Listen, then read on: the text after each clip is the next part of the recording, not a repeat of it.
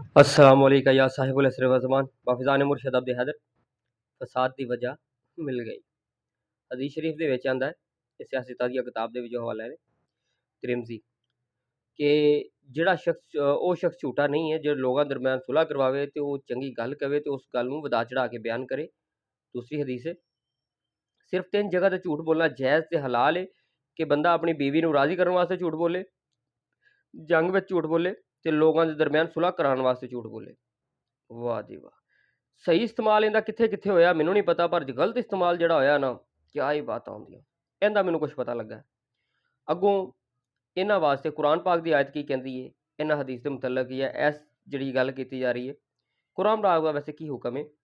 अल्लाह पाक फरमांदा है ईमान वालिओ इंसाफ दे उत्ते कायम रवो, अल्लाह दे वास्ते गवाही देंदियां होया भावें वो खुद तुहाडे अपने खिलाफ होवे या तुहाडे वालदैन या रिश्तेदारां दे खिलाफ होवे जी, इंसाफ के उत्ते कायम रहो चाहे वह किसी के खिलाफ होवे।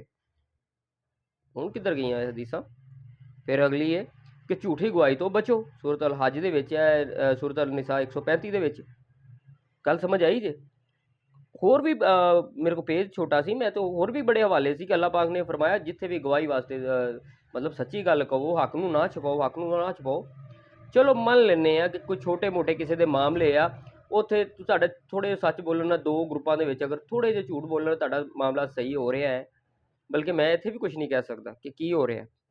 बहरहाल कुरान पाक के मुताबिक अल्लाह के फरमान के मुताबिक देखो जी, जो एक जगह हदीस ते कुरान आवे तो फिर कुरान पाक की मनी जाएगी, हदीस उत्थे साइड ते कर दी जाएगी।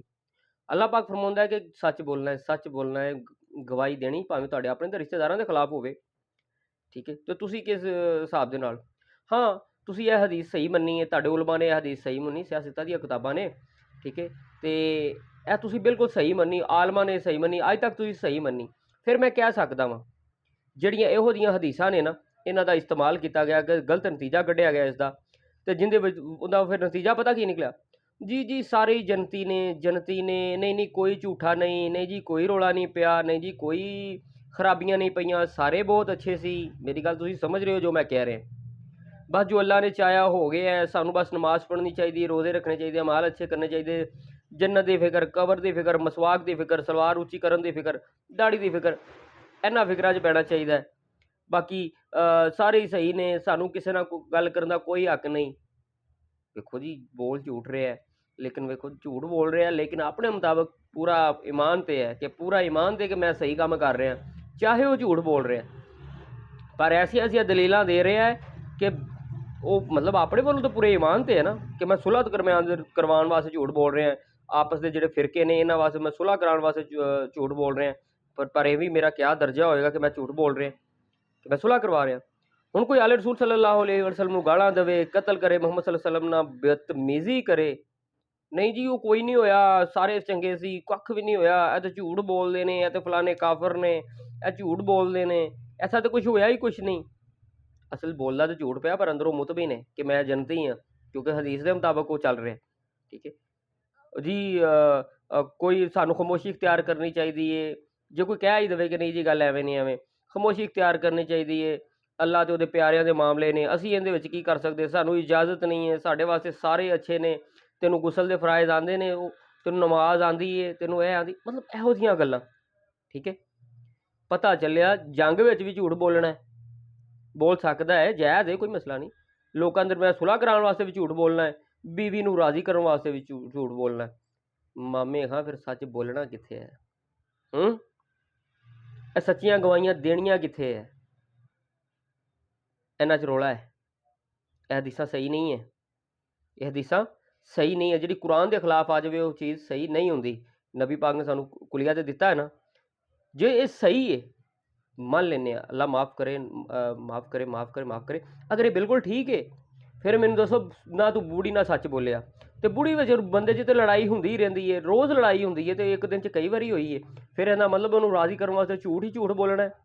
तो जंग दे विच भी झूठ बोल सकदा तू, इहदा मतलब बोल सकदा तू मुतमिन है कि मेरा इस्लाम मैनू इजाजत दे रहा है। लोगों के दरम्यान सुलह, हुण इहो ही तो मामलात ने, बीवी नाल मामलात ज़्यादा गुजरते हैं या साडे किसी नाल लड़ाई झगड़े दे विच मामलात गुजरते हैं या सुलह के दरम्यान, ये 3-4 चीज़ां ही तो ने जिहड़ी पूरी जिंदगी साडियां चलदियां रहिंदियां। जिथे तू बोलना ही झूठ है तो सच बोलना कित्थे, बस मैनू तू इन्ना दस दे। ਤੂੰ ਤੇ ਆਪਣੇ ਮੁਤਾਬਕ ਹਦੀਸ ਦੇ ਮੁਤਾਬਕ ਲੱਗਾ ਹੈ ਨਾ, ਜਾਂ ਫਿਰ ਕਹਿ ਤੂੰ ਇਹਨਾਂ ਹਦੀਸਾਂ ਦਾ ਇਸਤੇਮਾਲ ਗਲਤ ਕਰ ਰਿਹਾ, ਇਸਤੇਮਾਲ ਗਲਤ ਕਰ ਰਹੇ ਆ। ਬਾਕੀ ਉਹ ਹਦੀਸ ਨਹੀਂ ਹੁੰਦੀ ਜਿਹੜੀ ਕੁਰਾਨ ਦੇ ਖਿਲਾਫ ਹੋ ਜਾਵੇ, ਠੀਕ ਹੈ। ਓਏ ਹੋਏ, ਇਸ ਤਰ੍ਹਾਂ ਲੋਕਾਂ ਨੇ ਟਰੱਕ ਦੀ ਬੱਤੀ ਪਿੱਛੇ ਲਾਇਆ ਹੈ, ਐਡੇ ਮੁਤਮਿਨ ਹੋ ਕੇ ਝੂਠ ਬੋਲਦੇ ਨੇ। ਮੈਂ ਅਕਸਰ ਹੈਰਾਨ ਹੁੰਦਾ ਸਾਂ ਕਿ ਯਾਰ ਇਹ ਕਿਹੜੀ ਐਸੀ ਗੱਲ ਹੈ ਕਿ ਇਹਨਾਂ ਨੂੰ ਸਾਫ਼ ਵਾਜ਼ੇ ਗੱਲਾਂ ਨਜ਼ਰ ਵੀ ਆ ਰਹੀਆਂ, ਫਿਰ ਇਹ ਕਿਉਂ ਨਹੀਂ ਸਾਥ ਦਿੰਦੇ ਹੱਕ ਦਾ। ਬਸ ਗੱਲ ਪਤਾ ਕੀ, ਅੱਜ ਵੀ ਜੋ ਫਿਰਕੇ ਨੇ ਆਪਸ ਦੇ ਵਿੱਚ, ਜੋ ਮੁਹੰਮਦ ਅਲੀ ਮੁਹੰਮਦ ਸੱਲੱਲਾਹੁ ਅਲੈहि ਵਸੱਲਮ ਨੇ ਤੇ ਜਿਹੜੇ ਉਹਨਾਂ ਦੇ ਦੁਸ਼ਮਣ ਨੇ ਨਾ, ਆਪਸ ਦੇ ਵਿੱਚ ਇਹ ਦੁਸ਼ਮਣੀ ਹੈ ਨਾ, ਜਿਹੜੇ ਉਹਨਾਂ ਦੇ ਫੋਲੋਵਰ ਨੇ, ਜਿਹੜੇ ਮੁਹੰਮਦ ਅਲੀ ਮੁਹੰਮਦ ਸੱਲੱਲਾਹੁ ਅਲੈहि ਵਸੱਲਮ ਦੇ ਫੋਲੋਵਰ ਨੇ ਤੇ ਜਿਹੜੇ ਉਹਨਾਂ ਦੇ ਦੁਸ਼ਮਣਾਂ ਦੇ ਫੋਲੋਵਰ ਨੇ, ਆਪਸ 'ਚ ਅੱਜ ਵੀ ਲੜਾਈਆਂ ਨੇ ਨਾ। ਤੇ ਉਹਨਾਂ ਦੀ ਸੁਲ੍ਹਾ ਕਰਾਉਣ ਦੀ ਖਾਤਰ ਪਤਾ ਕੀ ਕਰਦੇ ਨੇ, ਝੂਠ ਤੋਂ ਫਿਰ ਸਹਾਰਾ ਲੈਂਦੇ ਨੇ। ਨਹੀਂ ਜੀ ਸਭ ਅੱਛੇ ਸੀ, ਸਾਨੂੰ ਬੋਲਣ ਦਾ ਕੋਈ ਹੱਕ ਨਹੀਂ, ਸਾਨੂੰ ਅਸੀਂ ਐਵੇਂ ਗੁਨੇਗਾਰ ਨਾ ਹੋ ਜਾਈਏ, ਮਤਲਬ ਪਰਦਾ ਹੀ ਪਾਉਣਾ ਨਾ, ਝੂਠ ਹੀ ਬੋਲਣਾ ਨਾ। ਬਸ ਮੈਨੂੰ ਇੰਨਾ ਦੱਸ ਦੇ, ਇਹ ਬੀਵੀ ਨਾਲ ਤੇ ਜੰਗ 'ਚ ਤੇ ਸੁਲ੍ਹਾ ਦੇ ਦਰਮਿਆਨ, ਇਸ ਤੋਂ ਇਲਾਵਾ ਜ਼ਿੰਦਗੀ ਬਚਦੀ ਕਿਹੜੀ ਕਿ ਜਿੱਥੇ ਸੱਚ ਬੋਲਣਾ ਹੈ। ਬਾਕੀ ਲਾਨਤ ਹੋਵੇ ਜ਼ਾਲਮਾਂ ਤੇ, ਲਾਨਤ ਹੋਵੇ ਫਰਿਸ਼ਤਿਆਂ ਦੀ, ਅੱਲਾ ਦੀ, ਤੇ ਤਮਾਮ ਲਾਨਤ ਕਰਨ ਵਾਲਿਆਂ ਦੀ। ਬਾਕੀ ਹੁੱਬੇ ਅਲੀ ਰਹਿਮਤੁल्लाह, बुग़्ज़े अली लानतुल्लाह बेशुमार।